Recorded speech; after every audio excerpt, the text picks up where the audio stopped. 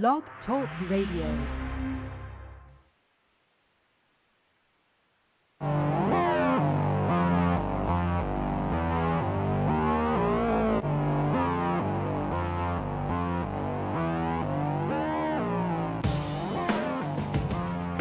Welcome to Blog Talk Radio's, the Incoherent Ramblings of C&E. Christopher and Eric are your hosts, coming to you live from Greensboro, North Carolina, as we do every Thursday from 6 to 7 p.m. Eastern Time. Our intro music is provided from the Podshow PodSafe Music Network. Check it out at music.podshow.com. Also, feel free to email your topics for discussion, suggestions, and comments to incoherentramblings@live.com. Hello, this is Christopher, and there is no Eric today. I'm running it solo. So today you have the Incoherent Ramblings of C.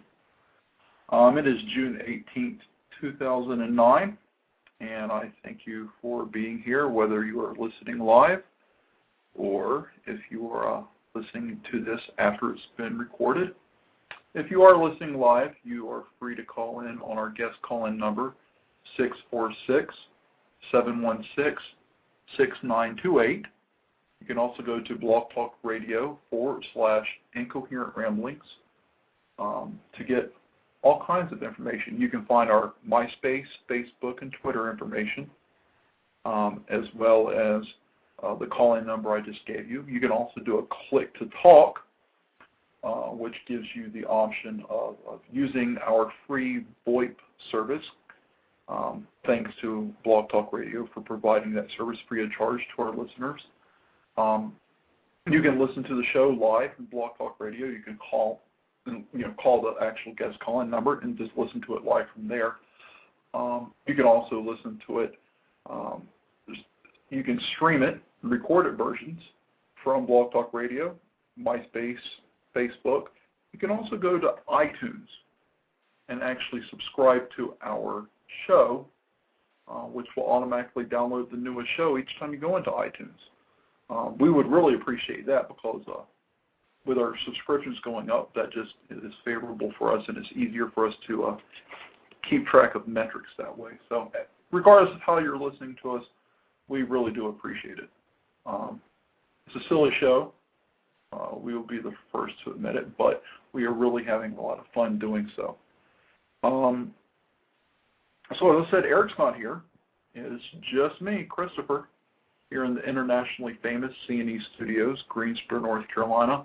I actually have a few fans hanging out back, tailgating. It's a little warm today, and they were calling for some thunderstorms, but it isn't doing anything now. So I think they're just kind of hanging out. Hey, waving. So we do have a little ruckus going on. The neighbors are hopefully going to be understanding, as they usually are. Have some great neighbors here in our business park. So no Eric. Should I complain about him? I'm not going to. Eric's a great guy. I actually have known Eric for, I don't know, since 1993. So over March of 93, I believe. Well over 16 years now.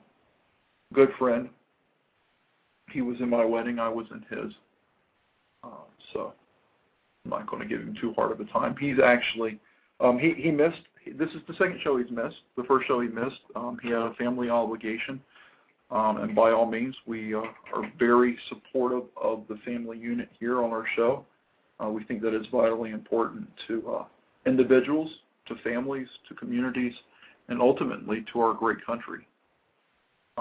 So I'm having some technical difficulties. Please bear with me here. I'm going to have to close my switchboard and open it back up, as I hope this does not hurt the show. The show should remain on the air. If you are listening, I apologize. Sometimes this happens. We become a little dependent on technology, and that's how those things work. Wow. Having all kinds of issues. There we go. Now I will see if I can bring the switchboard back up. Please bear with me. If you are listening, I would greatly appreciate your patience at this moment. Technical difficulties. Anyhow, we do value the family unit here, and Eric was having some family obligations that definitely took precedent over the show. And tonight, it's not a family obligation. However, he did have an opportunity come up kind of late in the week, and he had an opportunity to attend a function tonight that he was definitely interested in attending, and asked me, did I mind if he basically took the night off. We were thinking about recording the show earlier. We do have the capability here with Blog Talk Radio to go in and pre-record the show, and then I can dial in and open the line and actually play pre-recorded material. However, we decided just to leave it live. We do have a couple listeners, believe it or not, that do listen live and look forward to it every weekend. We did not want to disappoint. So now you're stuck with me. So I hope Eric has fun tonight as he's ditching me and you, the loyal listener. I'm joking. He had a good opportunity to do something. So I said I would be happy to cover it because, truth be told, the inception of this show was my idea. It was my creation. I had all the formats and outlines and everything created and pitched the idea to Eric, and he said it sounded cool, and he's been running with it for me, with me. Anyhow, that's enough on that.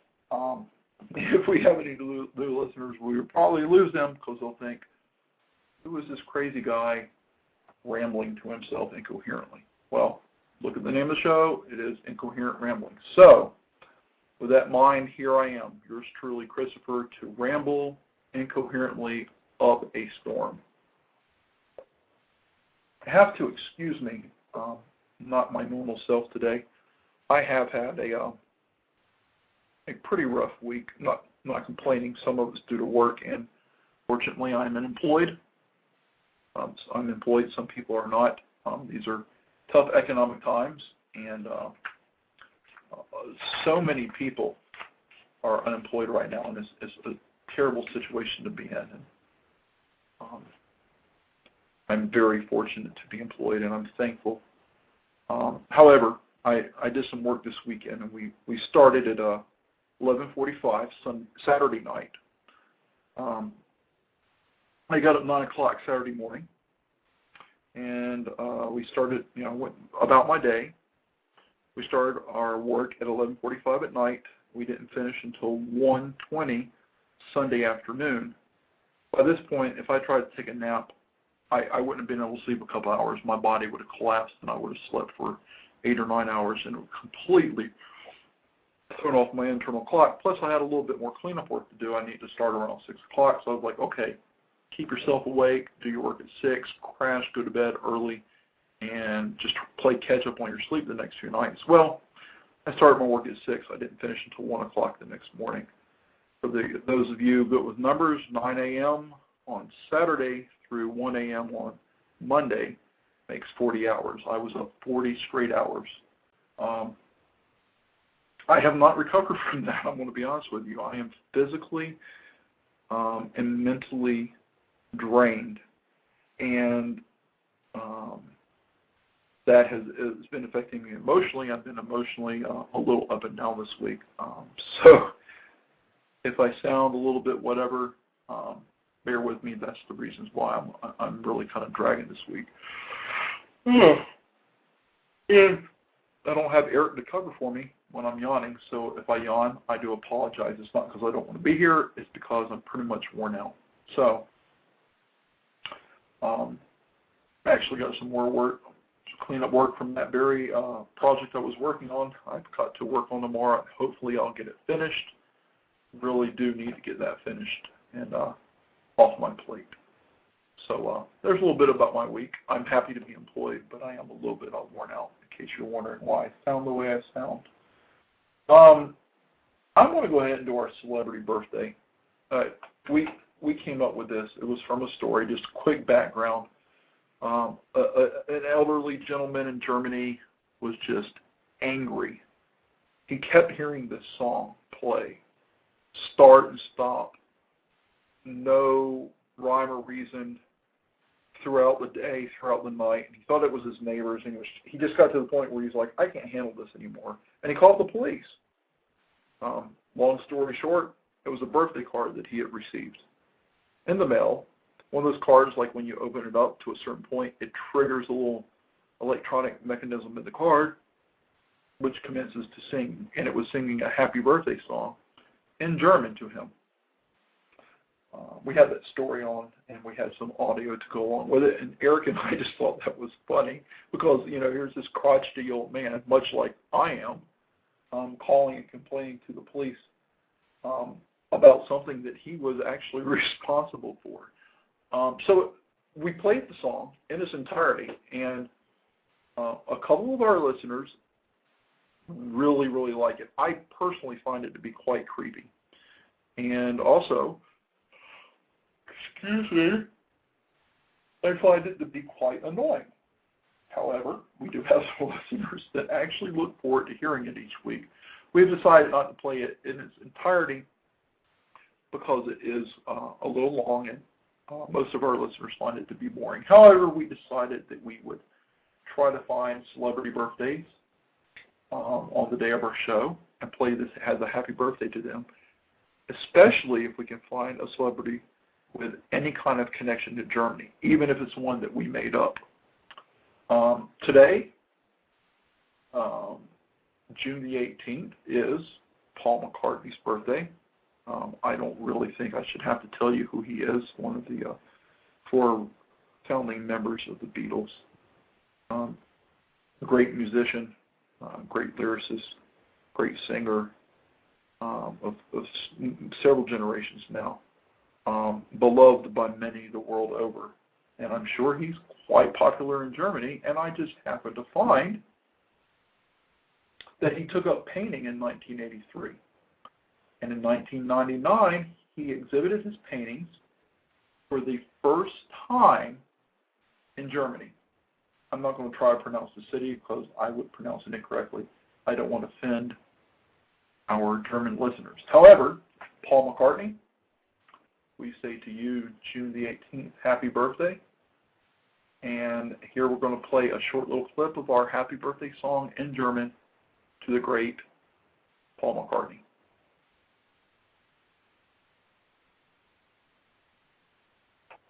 Or maybe not. I'm still having technical difficulties. I do apologize. I'm not sure what's going on here. This is embarrassing, and it is quite frustrating. My browser session for the show keeps locking up, and I'm not sure why, and it's not stopping. I'm just going to close it out, and you know what? We'll just try it again. Wow. Man. I feel sorry for anybody who's listening right now, and I apologize. This is pretty lame. Let's see here. If we can log back into Blog Talk Radio. This is not Blog Talk Radio's fault. I'm having an issue here on my end, I believe. Blog Talk Radio has been great. I mean, that's all there is to it. It's a great service. We absolutely love it. Switchboard. And here we go. Let's see. Happy birthday to Paul McCartney.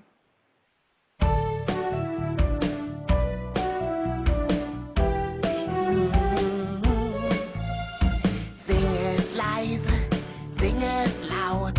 Du hast Geburtstag, oh ja, schaut. Sing es kurz und auch mal lang. Und alle singen welch ein Klang.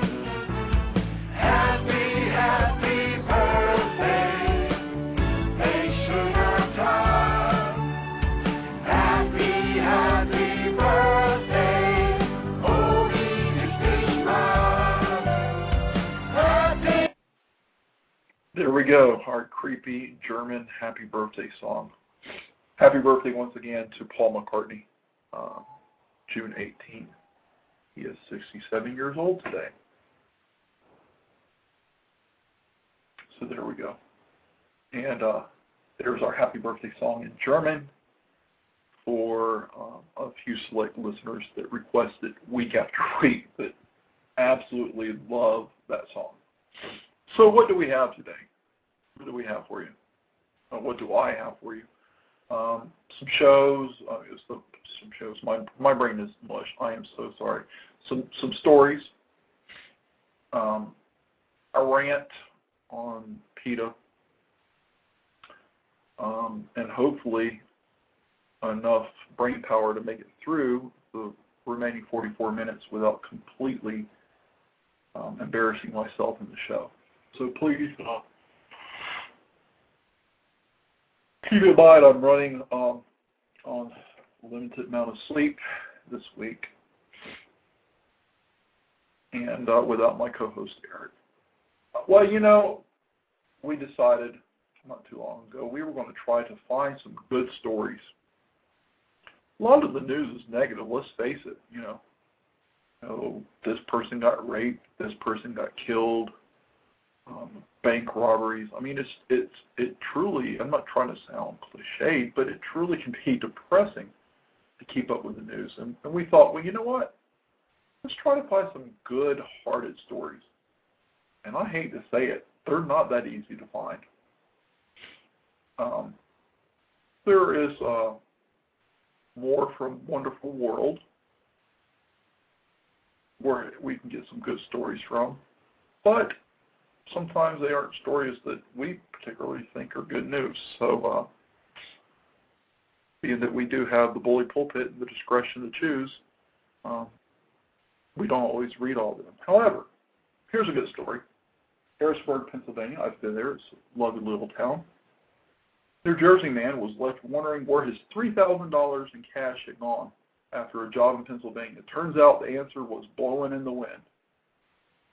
Harrisburg area police officer gearing up to catch speeders early Saturday spotted several $100 bills fluttering in the breeze along the road.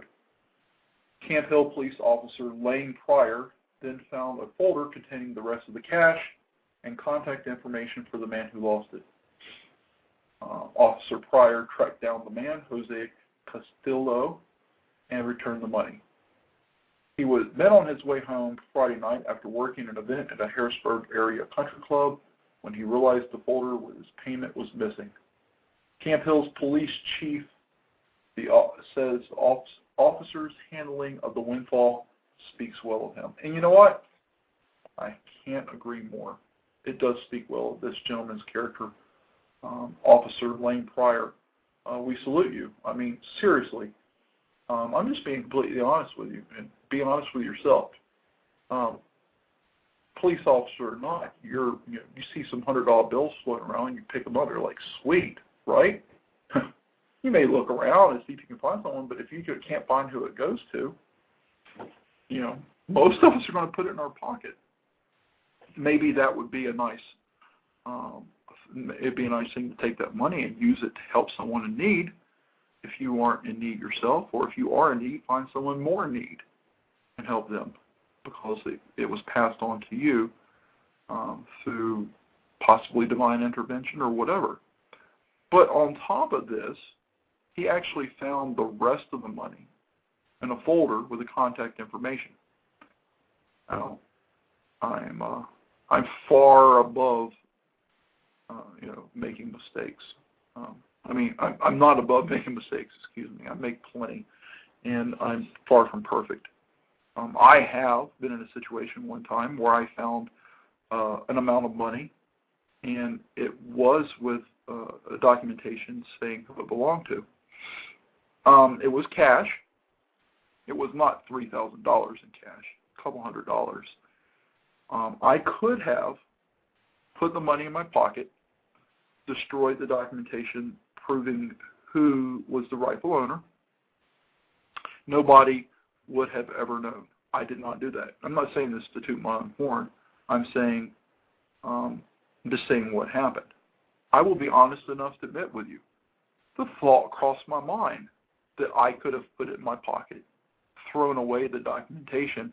Nobody would have ever known. That's just the truth. I'm not saying that, I was tempted with it to the point where I had to struggle with it or anything. I'm saying is the thought did cross my mind. A lot of people will be like, oh, well, I would never think to do something like that. We think to do things a lot that we would never want to admit to other people we think to do. You don't always control your thoughts. However, you can control your actions. Tempted, I don't know if I could say I was actually tempted, and if I was, it wasn't a strong temptation. However, the thought did cross my mind.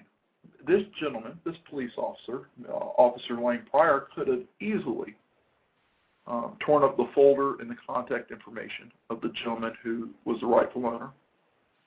He could have taken the $3,000 in cash and hidden it and kept it and spent it at his own leisure, or used it to pay stuff in cash until it ran out, never deposited it in the bank.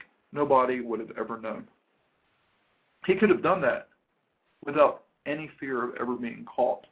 And $3,000, for someone that's really well off, that's not a lot of money. But to most of us working class people, that's a nice piece of money to find. So, I applaud Officer Lane Pryor. He did the right thing, and it truly does speak well of him, and it shows his character that, and I'm sure at some point in time, the thought came into his mind that he could keep it. But he was above that. And he definitely shows his character, and I applaud him. I think that was really a good story that, a lot of times, even here on the show, we may question police officers and sheriffs and different law enforcement people about maybe the motives behind their actions. In fact, I have a story on a little bit where I'm quite frustrated with some actions of some law enforcement and some government officials. However, this officer lets me know, you know what, there's more good than bad. And so to Officer Lane Pryor and to all the men and women who are in our law enforcement agencies here in America and our firefighter agencies and departments, thank you. You guys do an amazing job. We don't give you enough credit. We don't give you enough praise and laud. And forgive us. You guys do an amazing job. You're not perfect. You make mistakes. Not a big deal. We all make mistakes. How can I look down on police officers for making mistakes when I make mistakes all the time? It is true that they should be held to a little bit higher level because they are enforcing certain rules and regulation and laws. However, they are, like the rest of us human beings, that make mistakes. And this gentleman, Officer Lane Pryor, has restored my faith, a small piece of faith in humankind. So thank you. Another good story. Everybody that listens to the show knows that we love dogs. Eric and I both are crazy about dogs. In fact, the show's official mascot is my dog, Bella, a beautiful pit bull mix. A great companion and has been a great friend to me. And I know that sounds goofy. Really, really big dog lovers can identify with me even more than I even realize what I'm saying, because some of them take it further than I do. However,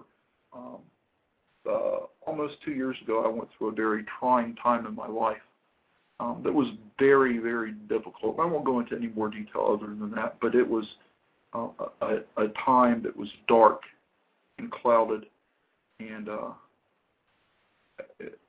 I think it's probably, it is without a doubt the lowest I've ever been in my life. And my dog was my friend.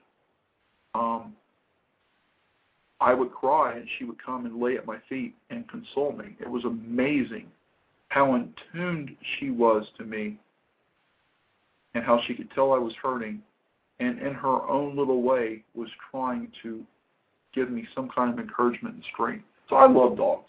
Here's a good story about a little Chihuahua, which I'm not very fond of because they are annoying little dogs. My maternal grandmother had one, and I loved the little varmint. She lived to be 13 years old. However, she was annoying. But however, they are dogs, and I do love them, even though they happen to be annoying. Here's one that actually saved her master from a fire in their mobile home. It comes from Groveland, Florida. A hearing-impaired Florida woman may have been saved from her burning home by her dog. May have nothing, she was. The Orlando Sentinel reports Lillian Miller thought her Chihuahua Mix just needed to go outside to go potty when she started barking around 3 a.m. yesterday. So she took the dog, named Spaz, good name, out. That's when she saw flames coming out of the living room window of her mobile home. A relative says Miller had removed her hearing aids. They couldn't hear the fire alarm. Luckily, Spaz could. If she couldn't hear the fire, as we all know from stories we've read, once the smokes get to you, it kind of makes you pass out anyhow. She would have perished in this fire. There's no doubt in our mind. This little dog saved her life. That's a feel-good story, and it's a true story, and it makes me just realize how awesome dogs are and what good friends they are. And here's a lady who would have perished a horrible death and who would have been taken from her family and loved ones had it not been for a dog that she had, even if it was a little Chihuahua named Spaz.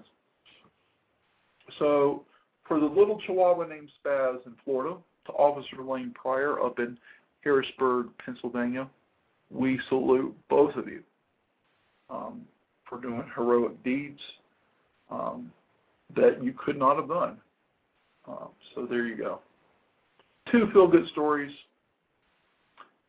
That's all I could find that I was willing to bring to the table.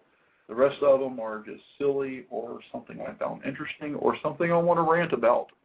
And I will do my best to incoherently ramble through each of them. Excuse me while I get some water and have me a yawn.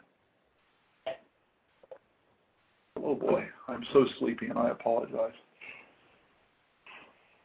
Okay.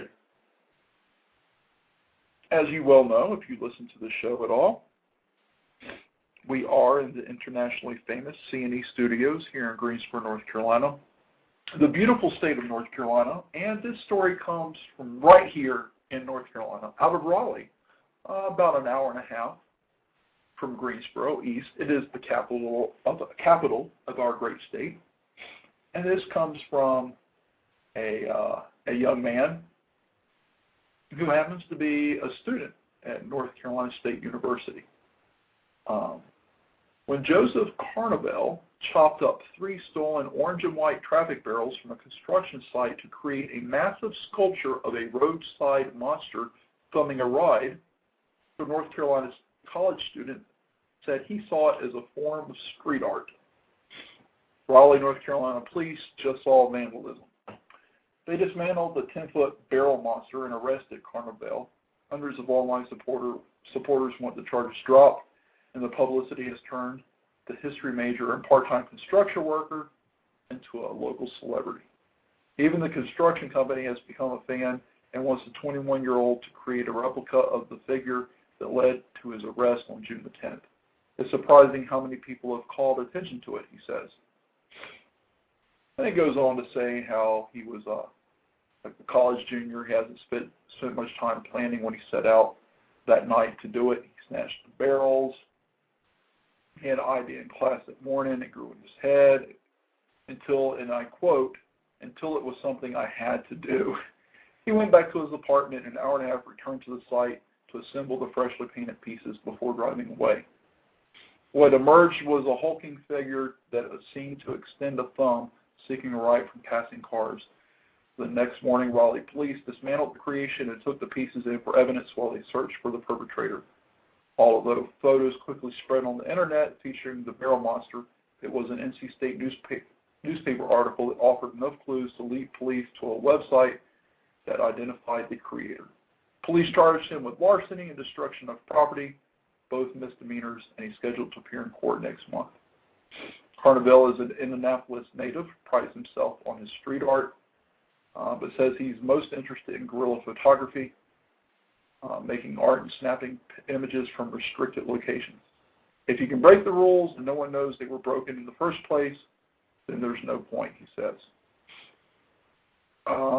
It goes on saying there's some positive public publicity from the construction company who the barrels were turned into a monster and they don't want to press charges. They go on to say we have a fair amount of vandalism, but never anyone turned it into art. I actually thought it was pretty neat. The company, he said the publicity his company has received is well above the $365 cost of the barrels that Carnival used. It's been positive publicity for us. If we'd known he'd do that good of work, we would have given him the barrels. So basically, I mean, let's face it. The fact of the matter is, he stole property. He defaced it. He is guilty of a crime. But gosh, there are far more worse crimes that someone could commit.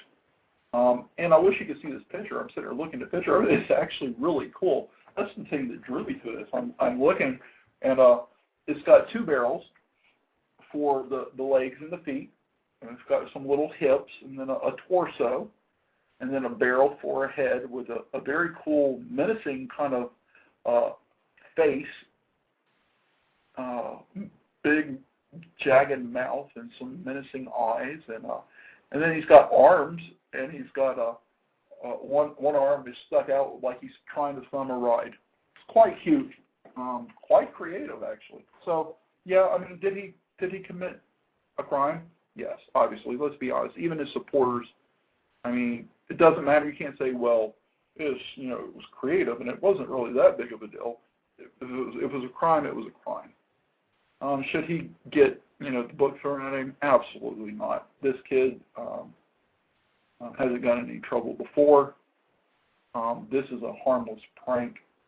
Actually rather creative and humorous and entertaining. So, I mean, if we let murderers and rapists and child molesters go with committing horrendous crimes like that, surely we can let this young man go with a slap on the wrist. Anyhow, I just thought it was kind of creative. If you go out and Google barrel monster in North Carolina, I'm sure you'll be able to find some. I'm sure you'll be able to find a picture of it, and it is quite entertaining. I think you would enjoy it. So, for one college student, now going on to a high school student, this is sheer stupidity. Portland, Maine. A Maine high school senior says he was denied his diploma because he bowed during graduation and blew a kiss to his mother. Justin Denny was about to receive his Bonnie Eagle High School diploma on Friday when he pointed at friends and relatives. School Superintendent Suzanne Lucas ordered him back to his seat. She told the Portland Press Herald newspaper she was enforcing behavioral rules. Justin's mother, Mary Denny, said her son's showboating didn't break any rules. A kiss to your mom is not misbehavior. She is seeking an apology and a diploma for her son. The commencement at the Cumberland County Civic Center was also disrupted when a giant inflatable rubber duck and beach balls were thrown. One student was ejected. Some parents want a review of commencement policies. So, what is my take on this? First of all, shame on School Superintendent Suzanne Lucas for being an idiot. There, I said it. Sometimes I don't use discretion. Sometimes I'm harsh. She's an idiot. First of all, graduation is supposed to be one of those fun times. It's a marked accomplishment in your life. I've been to some graduations that got a little raucous, a little out of control. Someone did a little stunt, got a snicker out of the crowd. Come on, as long as it isn't hurting someone, as long as it isn't defaming another student, as long as it isn't something that's vulgar. I mean, seriously. They're kids, first of all. And second of all, they're at a milestone in their life that's a milestone that we've told them to be celebrated. So what if they want to have some beach balls and inflatable rubber duck and bounce them around? Yeah, it's kind of funny. Then it starts to get out of hand. then you just apprehend the beach balls and the rubber ducky, and you go on with your commencement. It's really quite that simple. Nobody was fighting. Nobody was, peeing out in public off the stage in protest. Is it something that could be done overboard with? Yeah. Is it something that you might want to stop before it gets completely out of hand and offends maybe some friends and family in the crowd? Of course. But, you let it go on for a little bit, then you quench it before it gets out of control. But this kid points to his friends and relatives that are in attendance, makes a bow, and then blows a kiss to his mother. And for this, he is denied his diploma. That is absolutely ludicrous. And I'm going to say her name again, Suzanne Lucas. You are an idiot. You can cite behavioral rules until you're blue in the face. You could send me the behavioral rules in print. I don't care. You're still an idiot. That's all there is to it. I mean, seriously. Here's some kids. First of all, keep in mind, they're 17 years old, maybe 18. They're graduating from high school. This is a commencement that we all are told our entire life is a big deal. This is a big accomplishment. He's not doing anything vulgar. I don't care what kind of rules you have in place. For someone to acknowledge their friends and family that are there to celebrate with them this accomplishment, this milestone, and then does a loving gesture of blowing a kiss to his mother, and the punishment is you're not going to give him his diploma and send him back to his seat, that is absolutely crazy. I think he should be applauded for actually acknowledging his mother, because let's face it, there's a lot of kids that age that don't want to have anything to do with their parents, that don't respect and honor their parents. Here's a kid who is doing a loving gesture to his mother, harmless. And not only is it harmless, it's a very cute, loving gesture that should be applauded, not punished. So, even though there's a lot of bad stuff going on in the world right now, the school superintendent for the Portland, Maine High School, Bonnie Eagle High School, is our Sheep of the Week award winner. That's what I say for Suzanne Lucas. And I apologize for calling her an idiot. I shouldn't do that. But her actions are idiotic. Ridiculous. Anyhow, my goodness. Here's a story I had to print out, and I was, Eric would find the humor in this. Brooksville, Florida. A Florida city is cleaning up with a new dress code that requires city workers to wear underwear and use deodorant. The city council in Brooksville, north of Tampa, recently approved the dress code that instructs employees to observe strict personal hygiene. It also prohibits exposed underwear, clothing with foul language, sexually provocative clothes, and piercings anywhere except the ears. Repeat offenders can be fired. The City Council approved the dress code 4-1 as part of a wider effort to update existing policies and ordinances. The one vote in opposition came from Mayor Joe Bernardini. He said the underwear edict takes away freedom of choice. And that's pretty silly. First of all, you shouldn't have to tell people how to dress. If they don't have enough sense to go around dressed with the underwear hanging out, then they're ignorant, and there's probably not much you can do to help them. That's pretty much my opinion on that. I don't see anything unreasonable here. They don't want you walking around with your underpants sticking out of your britches. They don't want clothing with foul language on it. They don't want people dressing sexually provocative, and they don't want someone with piercings all over their face and body. I personally don't see where there's an issue with that. People that have a lot of piercings may take exception to what I'm saying, and if I hurt your feelings or you disagree with me, I'm sorry, but it doesn't look very professional for you to go into to get help from someone and there's metal on their face. Regardless of what your thoughts are on piercings, it's just not a professional look. But what I found humorous about this was employees have to observe strict personal hygiene. The reason why this is humorous, and Eric would have got it even more, Eric and I used to work with a gentleman. I'm not going to call his name. Anyhow, this gentleman was large. Eric actually was the store manager at the company that we worked for at the time. And, excuse me, this gentleman,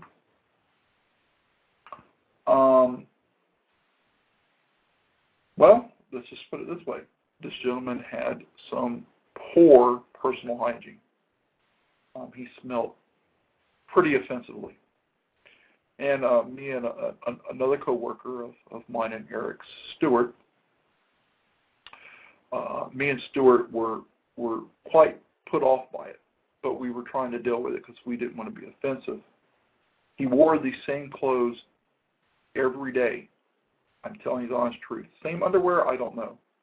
Same pants, same shirt, same socks, same shoes. When customers started complaining about it, when customers started asking Stuart and I if they could work with us and not work with this other gentleman because his body odor was offensive, that's when we had to go to Eric and speak with him. Eric brought him back in his office and he sat down with him, and I never will forget, this is almost a verbatim quote. Eric said, "X, large men like us tend to sweat." I never will forget that. Hilarious. If you knew Eric and you knew this gentleman and knew the situation, you would actually see the humor there, because he said large men like us tend to sweat. And he goes on to explain to him that, it's important that we shower daily. And not only do we shower, soap up well and rinse off with soap, but also to wear deodorant and to wear clean underwear and clean clothing each day. And put on maybe a little spritz of some cologne so as to not have offensive body odor. This gentleman, in fact, went out that evening and bought, and this is not my guess, this is what he told us the next day, he went out and bought 3 or 4 packs of new underwear, 3 or 4 packs of new undershirts, several new shirts, regular shirts to wear, and a couple new pairs of pants and a couple new pairs of socks. And admitted that he had worn the same pair of pants, the same shirt, the same socks, the same undershirt every day since he had been there. And he had been there for about 2 months.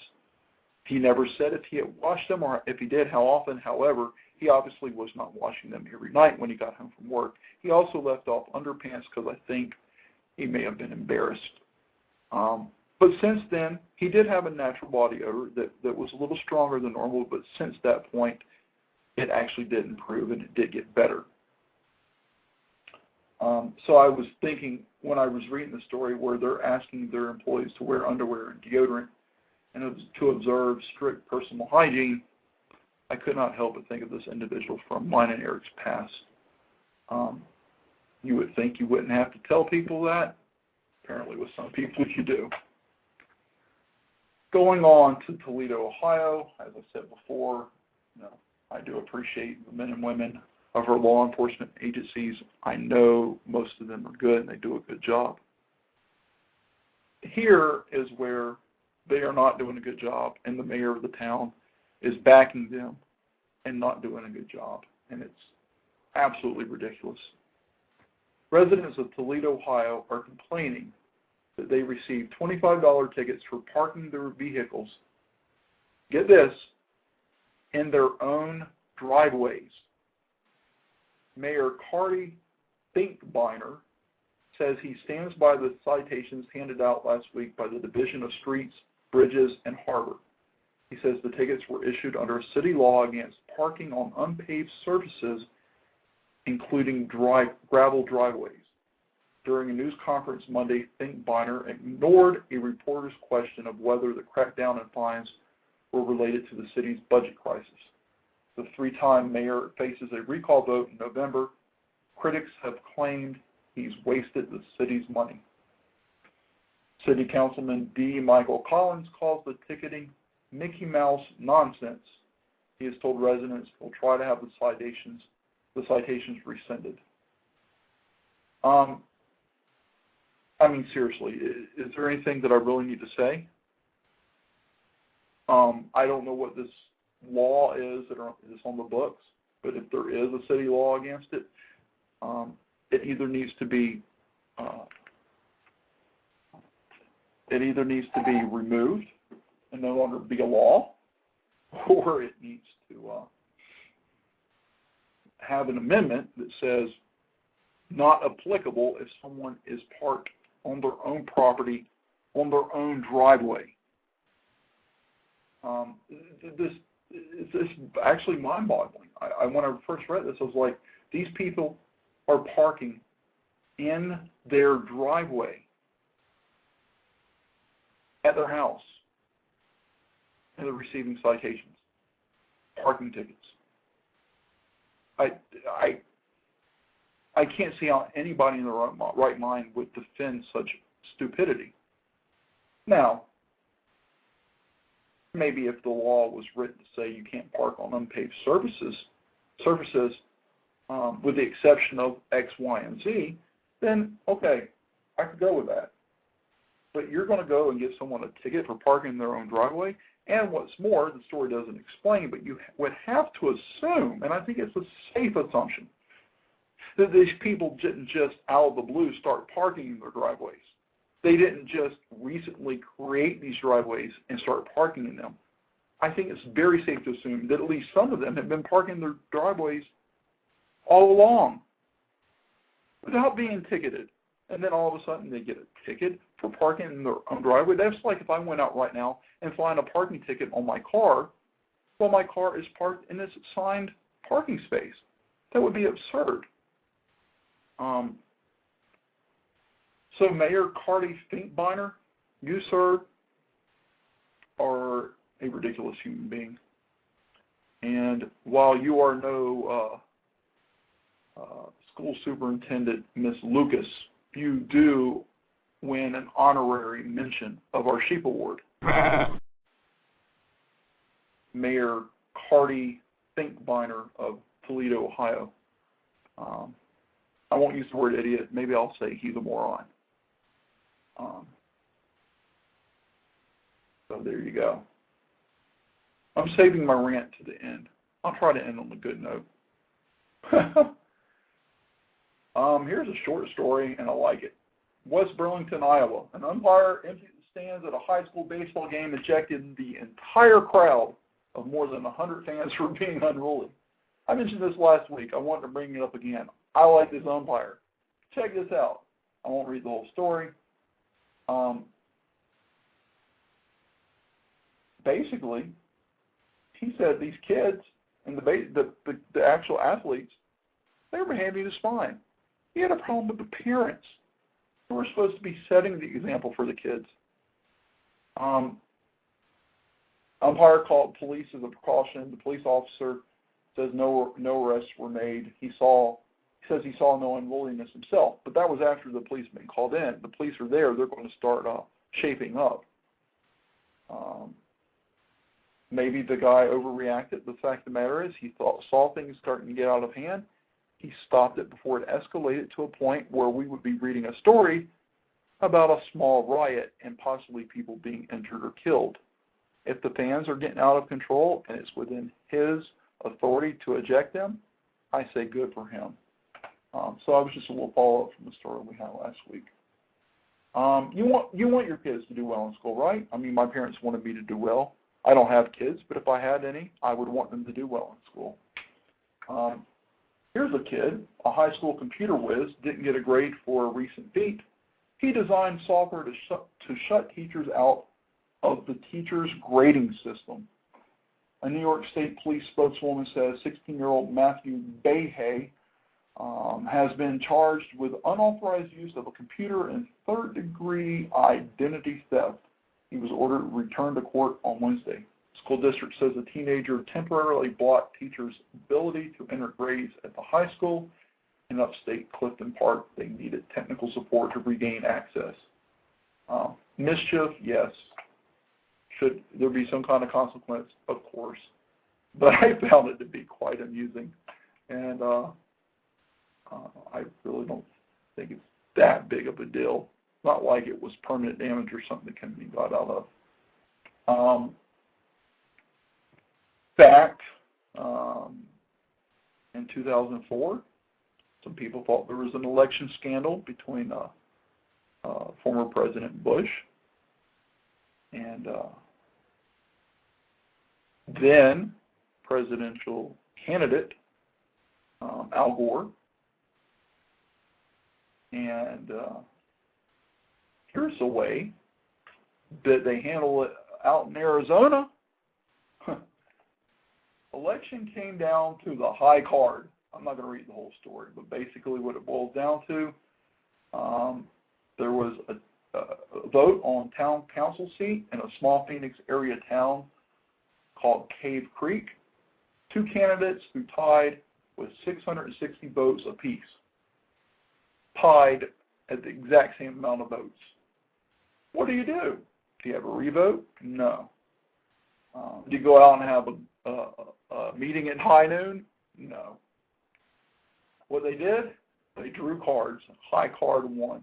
The winner was 25-year-old Adam Trent, whose King of Hearts beat out former councilman Thomas McGuire's Six of Hearts. And it goes on to say how it's an obscure Arizona law dating to 1925, saying that election ties should be broken by lot. It applies to all elected offices except for governor, secretary of state, attorney general, treasurer, and superintendent for public instruction. Ties in those seats are determined by the legislator. They actually, last year, two local school board candidates rolled the dice to decide a winner. In 1992, a game of poker resolved the stalemate in the primary for a state legislative seat. Thought that was kind of cute, actually. They said, this is how we'll take care of it. Since 1925, you draw lots. I kind of think it's kind of cool. In 1992, they played a poker game. Winner wins.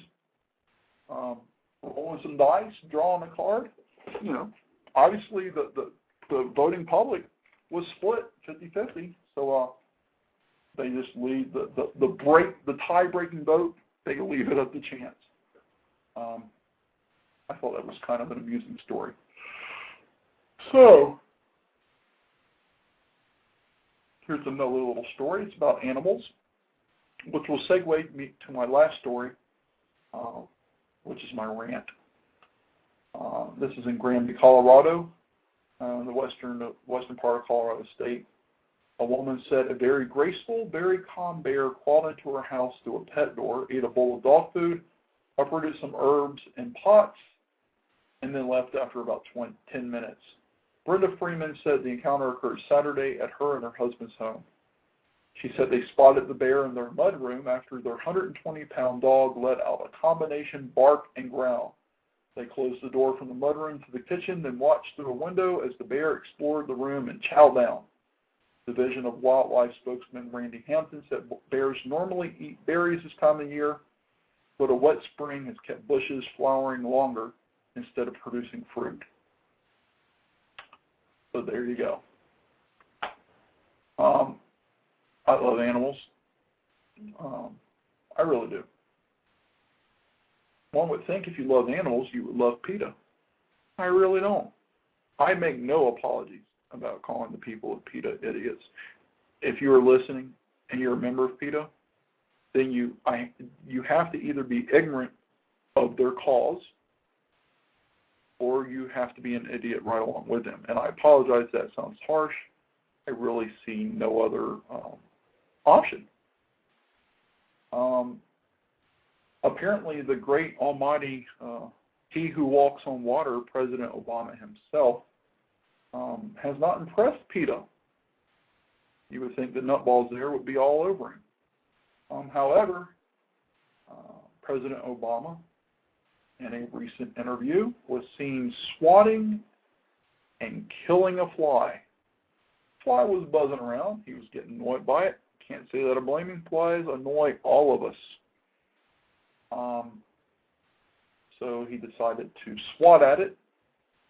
He actually got it the first time and killed it. First he said, "Get out of here." It didn't. So he killed it, and he says, "Now where were we?" Then he added, "That was pretty impressive, wasn't it? I got the sucker." Spokesman for PETA said they were pleased with Obama's voting record in the Senate on behalf of animal rights and noted that he has been outspoken against animal abuses. Still, swatting a fly on TV indicates he's not perfect, and we're happy to say that we wish he hadn't.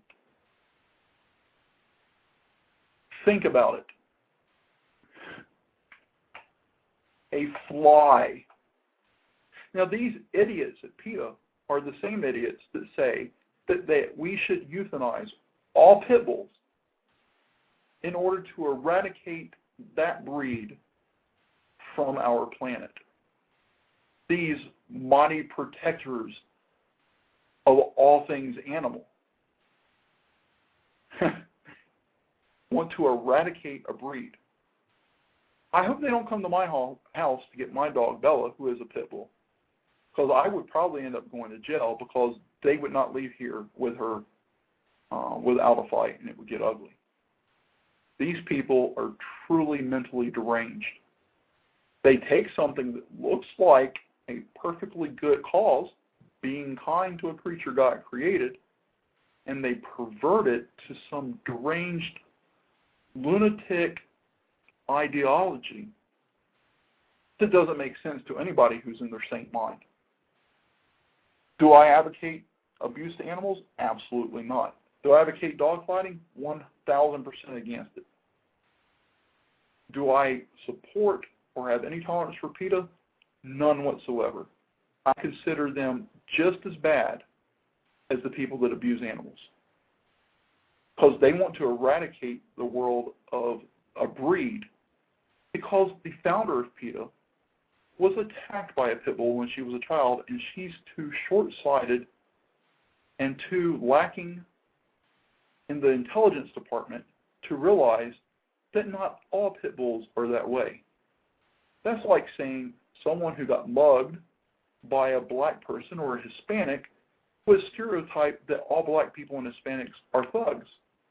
That's insulting. How about the millions upon millions upon millions of black people and Hispanics who are hardworking, honest, civilized people in our society? How about them? Is it wrong to stereotype and say all those people are that way? Black people, Hispanics, Jewish people, white people? Is it wrong to stereotype an entire people because of a select few of them that are bad? Absolutely not. Same way. Should we say that all pit bulls are bad because Greta got bit by one when she was a child and she's so unintelligent that she can't see that was that one dog? I have no tolerance for PETA. I have no tolerance for their members. I have no tolerance for anything related to PETA.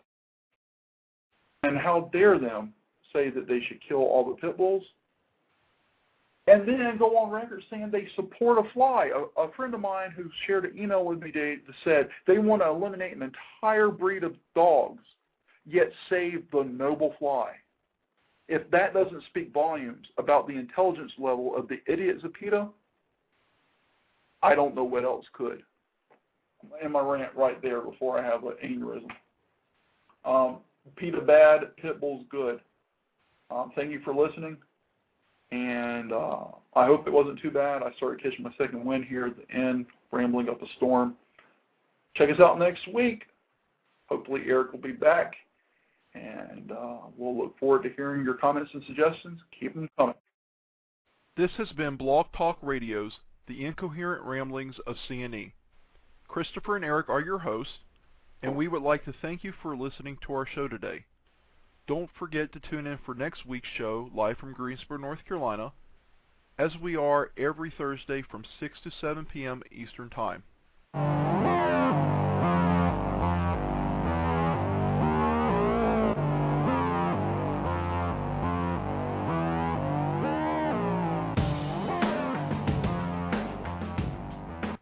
Hey, Bernice and Joy, tell everyone which power wheelchair got you to the Grand Canyon.